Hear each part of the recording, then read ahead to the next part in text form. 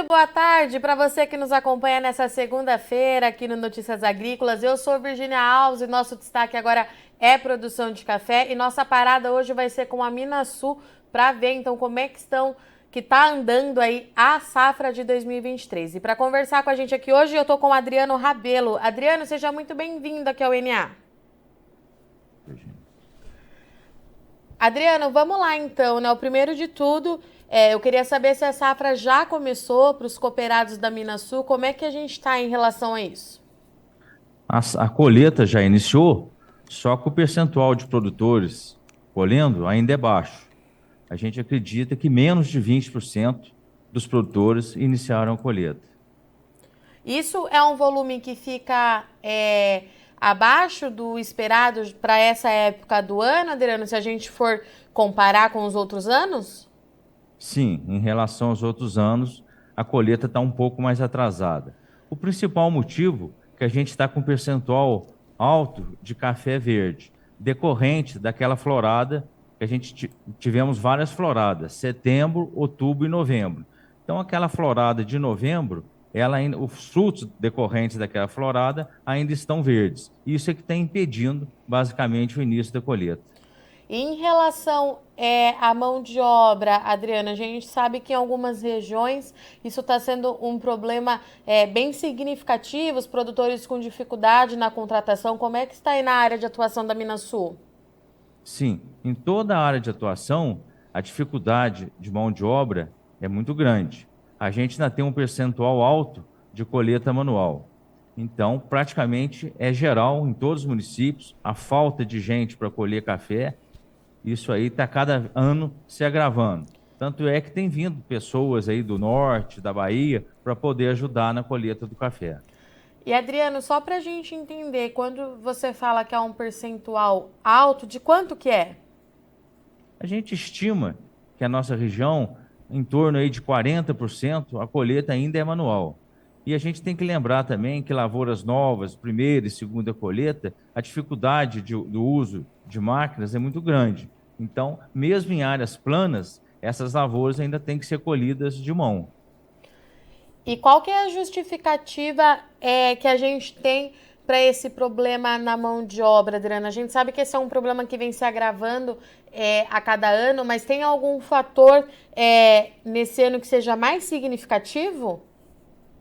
Eu acredito, assim, o que a gente observa é que as pessoas, assim, de mais idade, que tinham mais experiência com colheita do café, essas pessoas estão se aposentando.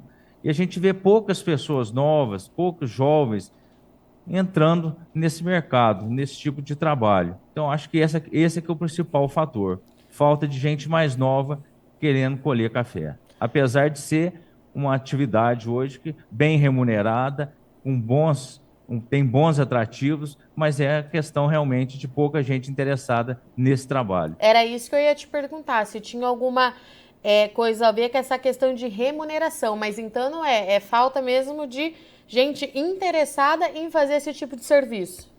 Exatamente. Hoje uma pessoa que colhe café, ela pode ter uma remuneração aí acima de 2 salários mínimos, um apanhador normal. Então não é por conta de remuneração que está faltando gente, não.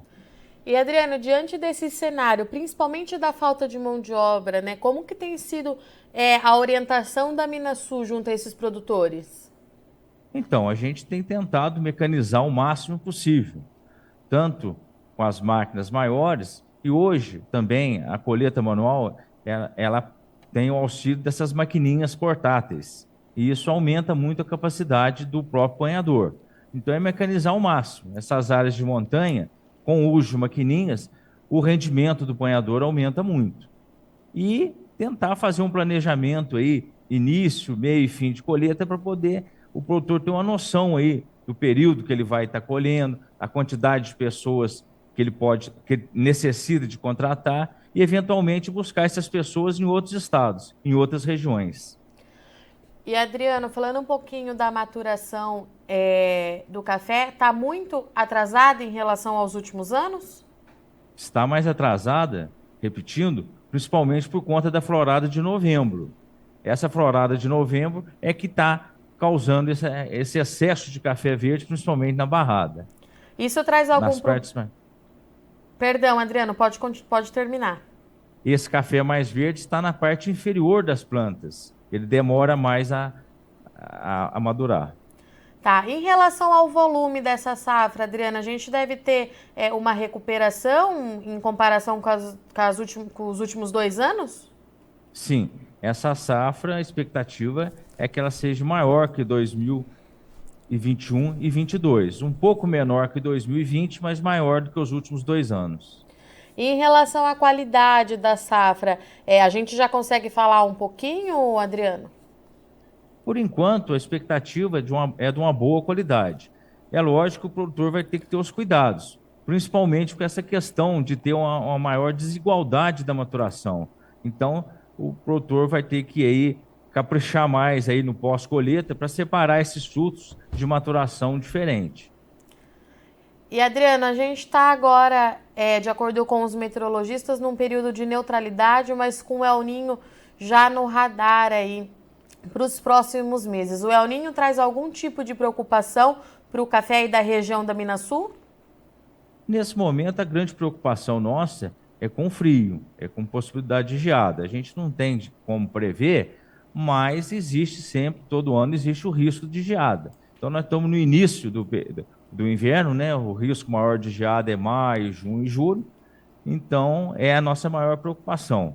Com relação ao El Niño, isso aí muitas vezes causa uma má distribuição das chuvas. Mas aí seria mais para o início do período chuvoso, que é setembro, outubro, novembro. Aí sim a gente precisa de um volume e de uma distribuição boas das chuvas para ter uma boa safra em 2024. E, Adriano, todos os anos, nessa época do ano, a gente pergunta para vocês, né? Em relação à geada, tem alguma ação que o produtor possa tomar para se proteger ou realmente é torcer para que não aconteça? Então, a primeira questão é escolher áreas de menos risco. Uhum. Agora, no caso de lavouras novas, lavouras recém-plantadas, existe uma técnica que é chegar terra no caule. E isso protege um pouco essas lavouras mais novas. Vamos dizer assim, de um estrago maior caso haja geada. Adriana, eu agradeço a sua participação e disponibilidade em conversar aqui com o Notícias Agrícolas. Eu já deixo o convite aberto para a Minas Sul voltar no mês que vem com a colheita mais adiantada, um pouquinho mais acelerada, para a gente atualizar as informações. Muito obrigada, viu? Boa semana. Muito obrigado, eu que agradeço. Boa semana. Portanto, então, estivemos aqui com o Adriano Rabelo, que falou com a gente em nome da Minas Sul, importante área ali de produção no sul de Minas Gerais, e a colheita por ali também está um pouquinho mais lenta nessa safra de 2023. De acordo com o Adriano, muito café verde no pé ainda, isso é uma resposta da planta, daquela florada irregular. Nós tivemos aí no ano passado pelo menos 3 grandes floradas no Parque Cafeiro aqui do Brasil, né? Tudo isso a planta está respondendo agora. A gente tem maturação tardia em algumas regiões, claro que não é generalizada, tem algumas áreas em que a colheita está dentro do esperado, mas ali no sul de Minas Gerais a gente tem de fato recebido muitos relatos de que maturação tardia, e isso pode trazer certa dificuldade, ou o produtor precisa ter um cuidado a mais ali no pós-colheita, principalmente aquele produtor que é focado em cafés especiais. Outro ponto de atenção, de acordo com o Adriano, é a questão de mão de obra. De acordo com ele, a remuneração ela fica dentro do que é esperado pelo mercado, o produtor está disposto a pagar, mas falta gente para trabalhar. Ele relatou agora, então, aqui no Notícias Agrícolas, que aqueles trabalhadores que todos os anos vinham para a região para fazer a colheita de café estão se aposentando e não tem novos trabalhadores interessados em fazer a colheita. Então, isso é um gargalo bastante significativo, já que ali na região da Minas Sul, pelo menos 40% do Parque Cafeiro ainda trabalha com colheita manual. Então, isso é um gargalo muito significativo. Todos os anos a gente fala disso aqui no Notícias Agrícolas, mas que a condição vem se agravando aí safra após safra, tá certo? Ele trouxe aqui pra gente também que a preocupação agora são as geadas que podem ocorrer no inverno. A gente não tem nenhuma previsão de geada significativa no radar para os próximos dias, mas a gente sabe que a aproximação do inverno aqui do Brasil traz bastante preocupação para as áreas de café. Em relação ao El Niño, ele trouxe que o grande impacto pode ser a irregularidade no início das chuvas lá em setembro. Isso traria problemas para a florada já da safra 24, que vale sempre lembrar, o mercado aí está esperando e muito com uma recuperação mais significativa do Brasil. Bom, eu sou Virgínia Alves, eu agradeço muito sua audiência e companhia, a semana está só começando, já já a gente está de volta.